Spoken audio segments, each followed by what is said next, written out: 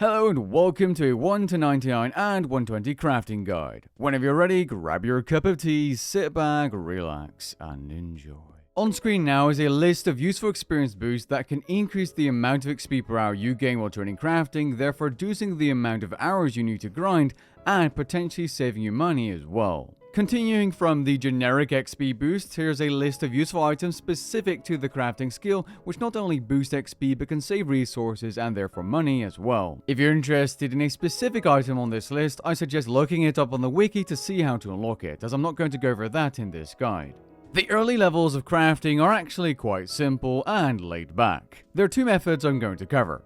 The better of the two is glass blowing at any furnace. The location I recommend doing this in is in Lumbridge, as there's a bank chest quite close by to that furnace, which makes it easy to bank and a really laid back method. The thing about blowing glass is that you do need two types of items in your inventory, being 14 soda ash and 14 buckets of sand every time you run back and forth. But what you see me doing here is right-clicking the bank and choosing Load Last Preset. Now, what exactly is a bank preset? A bank preset is essentially a snapshot of what you saved in your inventory equipment interface and even your familiar's inventory that you can load by pressing a button in the bank, or once you've loaded it once, simply right-clicking and choosing a Load Last Preset. This reduces banking time and increases overall XP per hour and efficiency. Blowing glass is about 34 to 35,000 experience per hour, which isn't much, and it doesn't really matter because you will only need to make 224 of these before you're level 20 crafting and you gain access to other methods. The alternative is to create 298 bowstring by spinning flax on a spinning wheel, which, by the way, can also easily be done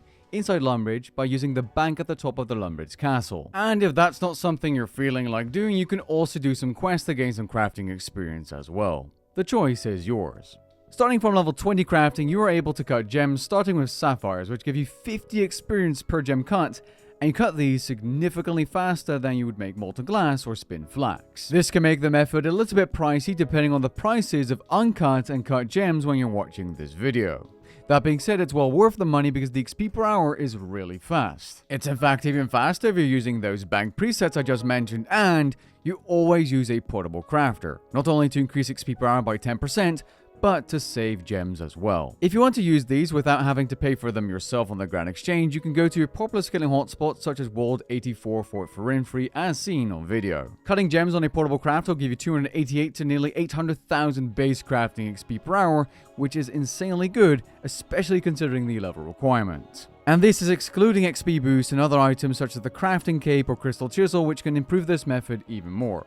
For example, look at the crafting cape here, cutting all the gems in my inventory that are left. Now, if you're thinking about using gems, make sure you check the calculator in the description down below, as prices will change over time. Currently, and the XP rates on the wiki are actually lower than the actual rates you can obtain, I'd say diamonds are the best XP per hour to profit per experience ratio. Now, starting from level 20, you can also craft jewelry by using gold bars and those cut gems I was talking about earlier. This is slower experience per hour, but can sometimes be profitable as well. What you do is you deposit a bunch of noted bars in the furnace and then make a bank preset using a bunch of cut gems. You'll be able to create 1,575 jewelry pieces per hour, which will give you an XP rate of 63 to 173,000 crafting XP per hour.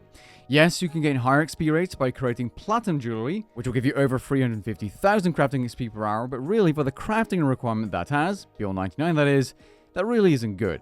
So generally speaking, you'd be cutting gems for a faster XP rate.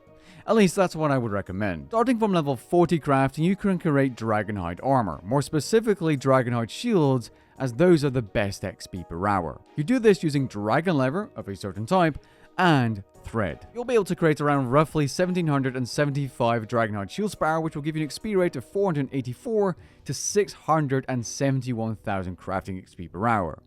That's pretty good, and best of all, currently the GP per XP is positive, meaning you actually make money if you're able to sell these items at their GE price. The alternative to shields is bodies, and even though you can make more of these per hour, about 1,850, the base XP per item is so much lower that you still gain better XP per hour creating shields. But let's say that the GP per XP for shields is bad, and for bodies it's good, you can create bodies alternatively if you'd like.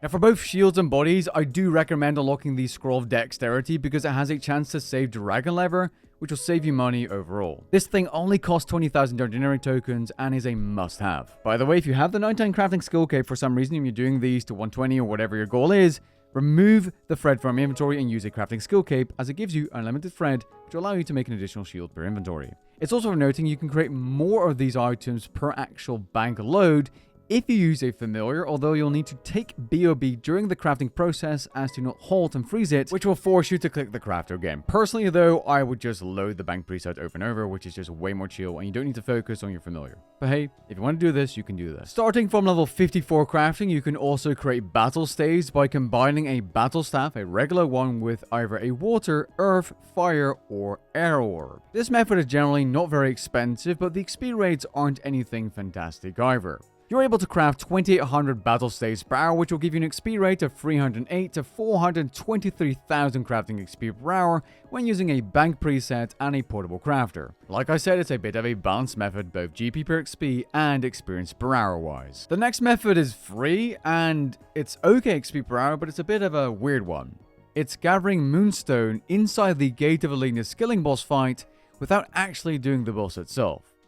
Now, you're going to gather fragments, or should I say start the fight, gather fragments, repair the barrier once, and then AFK for nearly 3.5 minutes until you get instant killed, which doesn't cost anything, and then restart the entire process over and over for 300,000 or nearly 300,000 crafting experience per hour with no boosts. The only requirement for this method is the Ode of the Devourer quest, which I assume many lower level players will not have completed. Since we're on the topic of a quest, there's actually a pretty good, let's say monthly you can do, called the Dream of Iaia. This is about 360,000 crafting XP per hour and will cost you nothing other than your Anachronia base camp resources. More specifically, hides if we're talking about the tannery or crafting skilling station inside the Dream of Iaia.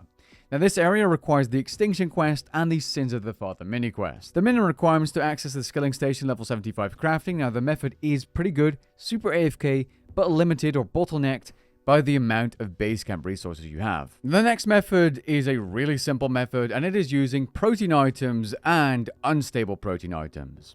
These are items that will give you XP depending on your level and are generally obtained through MTX, aka microtransactions. Now, while you can use these at any level, I do recommend using them at the higher levels to get more out of them. You can use 1200 protein items per hour or 1500 when using a protein power-up. This will increase the speed at which you create or craft protein hides. At level 99 crafting, you can expect to gain 426 to 532,000 crafting experience per hour when using proteins on a portable crafter. The red ones, called unstable proteins, will provide 10% additional experience per hour, but cannot be used during double XP events. If you want to make these items more AFKable, you can also use protein prolonger items to increase the amount of time you craft per crafting interface. Starting from level 100 crafting, you can also create Starbloom armor inside the crafting guild. While the materials are buyable, it's worth noting that Starbloom cloth is created by using Starbloom thread on a loom, and that thread is created by using Starbloom flowers on a spinning wheel. To start Starbloom crafting, click the design table and start drafting an item. That draft item needs to be progressed to 30% of total progress on the drafting table, at which point it turns into an unfinished Starbloom armor piece. To finish the armor piece, go to the tailoring dummy and bring it up to 100%.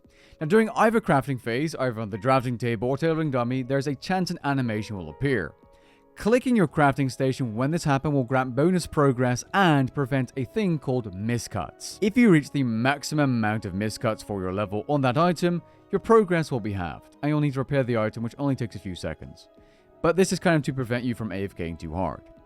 Now, there is something even better than upgrading Starbloom armor pieces, and that's called adornment. The best possible XP per hour requires you to sacrifice a full set of Starbloom equipment every single time, similar to burial smithing. This is insane crafting experience per hour, especially when using an item called the Amulet of the Expert, which boosts progress per action by 20% when adorning armor pieces. This will give you an XP rate of over 2.2 million crafting experience per hour, albeit at a hefty cost. But if you want fast crafting XP, buying +5 sets is the way to go. Another thing I recommend doing is a monthly D&D called the Effigy Incubator located in Anachronia. The requirements for this method are level 85 crafting, the Desperate Measures quest complete, and the Sins of the Father mini quest. The D&D itself is really simple. Collect 8 to 9 empty effigies from the center and then start collecting fragments. In this case, crafting fragments are the red ones. This also includes interacting with the effigy, which gives you even more fragments, and just look at these XP drops right here. This is just a lot of experience in a short time frame. Now you'll need 20 fragments per effigy to turn it into an uncharged effigy at this workbench right here, which I recommend doing at around 1 minute of time left. Then slap them in the incubator as the timer's ticking, and then go back to gathering fragments. You should be able to do about 8 or 9 effigies per run, and this will actually give you a sort of urn type of item, which you can use in the world of Gilnor as well. Now there are more crafting methods which I have not covered in this video. Think weaving your clan citadel to help gather it resources, or to use the harps inside Profidnas. But these methods are outdated and low crafting XP per hour. It is worth noting that Priv harps are a way of obtaining harmonic dust, which is used for crystal tools, crystal weapons, and the blessed flask. I also chose not to cover crafting urns, even though they are a profitable method, simply because the profit isn't something very impressive and the XP isn't either. It's worth noting that urns have a forming and then a firing process, so it's 2 stages. With that being said, I hope you guys enjoyed this guide and found it helpful, and if you did, leave a like down below and maybe even consider subscribing. Catch you guys in the next one. Peace.